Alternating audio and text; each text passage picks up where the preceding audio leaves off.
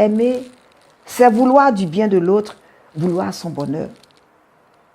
L'amour est cette disposition intérieure qui se traduit par l'accueil de l'autre, le respect qu'on lui accorde, la patience qu'on lui montre, la bienveillance, la compassion, la solidarité.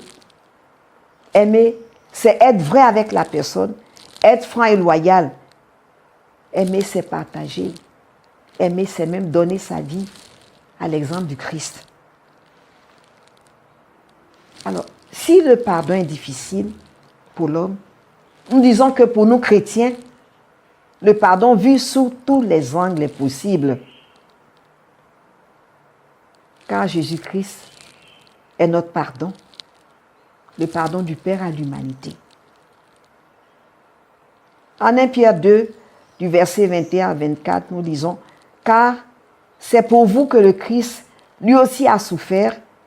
Il vous a laissé un modèle afin que vous suivez ses traces. » Oui, Jésus-Christ est notre modèle. Lui qui n'a pas commis de péché, nous dit l'Écriture, dans sa bouche, on n'a pas trouvé de mensonge. Insulté, il ne rendait pas l'insulte. Dans la souffrance, il ne menaçait pas, mais il s'abandonnait à celui qui juge avec justice. Lui-même a porté nos péchés dans son corps sur le bois, afin que, morts à nos péchés, nous vivions pour la justice. Par ses blessures, nous sommes guéris. Nous étions dans le cadre de la vénération de la relique de Saint Jean-Paul II sur une paroisse.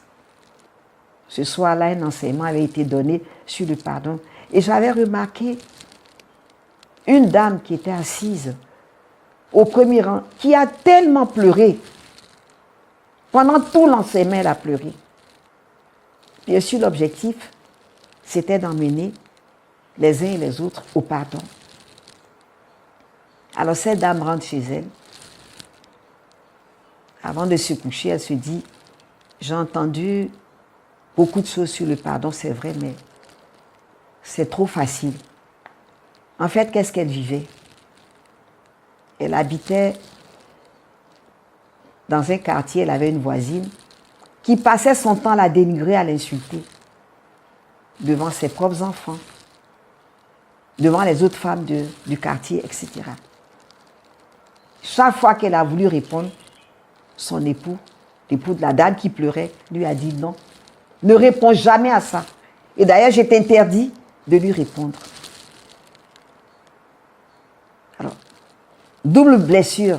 Non seulement elle était critiquée, maltraitée par l'autre femme, mais son mari l'a menacée au cas où elle répondrait. Et c'est pour ça qu'elle pleurait, elle pleurait, elle pleurait. Alors avant de se coucher, comme je l'ai dit, elle a médité dans son cœur et dit oui, c'est vrai, on a dit de pardonner, mais ce serait trop facile, je ne peux pas pardonner. Et lorsqu'elle s'endort,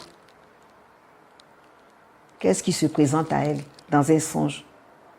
La sainte face du Christ. Effectivement, dans le cadre de la mission, la prière de la sainte face du Christ et son image sont proposées pour les cas d'accident, de violence, etc. et de maléfices.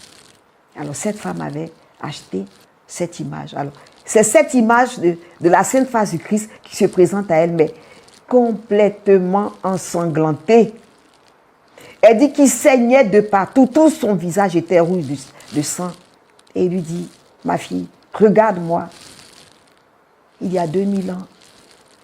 C'est à cause de toi que j'ai été frappée. Et le sang coule encore. Je continue de souffrir parce que tu continues de pécher.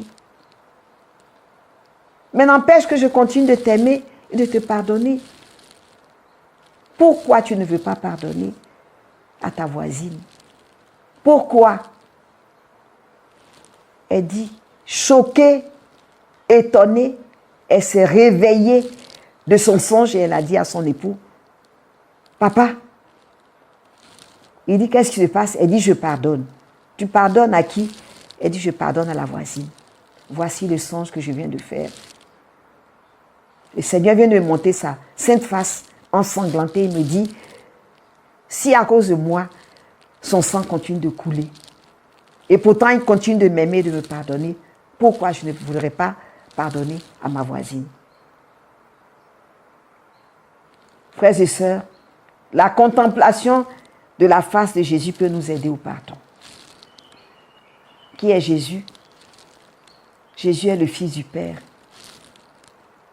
Quand il arrive, le prophète Jean-Baptiste le présente comme l'agneau de Dieu.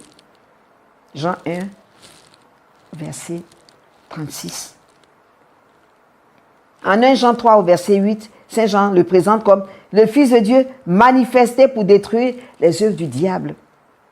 L'œuvre du diable en l'homme, c'est le péché qu'il pousse à commettre, le mal qui pousse l'homme à faire. Jésus connaît l'homme. Jésus connaît l'histoire de la chute de l'homme dans le jardin après avoir désobéi à Dieu le Père créateur. Oui, l'homme a perdu sa sainteté et sa protection originelle, remplacée par un nouvel état, le péché originel, qui désormais atteint tous les hommes, car descendant d'Adam, qui est le père de l'humanité. Jésus savait qu'en écoutant le diable, Adam et Ève avaient perdu la grâce sanctifiante qui reposait sur eux, leur identité de fils et de filles de Dieu. Ils avaient perdu l'essentiel, l'Esprit de Dieu qui les unissait à lui et les maintenait dans le bien. Jésus savait que l'homme n'était plus libre, qu'il était désormais sous une autre loi. Il était comme téléguidé, envoûté, manipulé par le diable. L'homme avait perdu sa liberté et la conscience du bien. Il ne savait plus ce qu'il faisait. Aussi, Jésus a pardonné à la femme adultère que les Juifs lui ont présentée par une parole. Cette parole a envoyé la lumière dans la conscience des personnes qui l'accusaient et voulaient la lapider. Que celui qui n'a jamais péché lui jette la première pierre. Que celui, dit Jésus, qui n'a jamais péché lui jette la première pierre. Que celui qui n'a jamais péché demeure accroché à sa haine et à sa rancune. Frères et sœurs, c'est à tous ceux qui ont du mal à pardonner ou qui refusent de pardonner que Jésus pose cette question.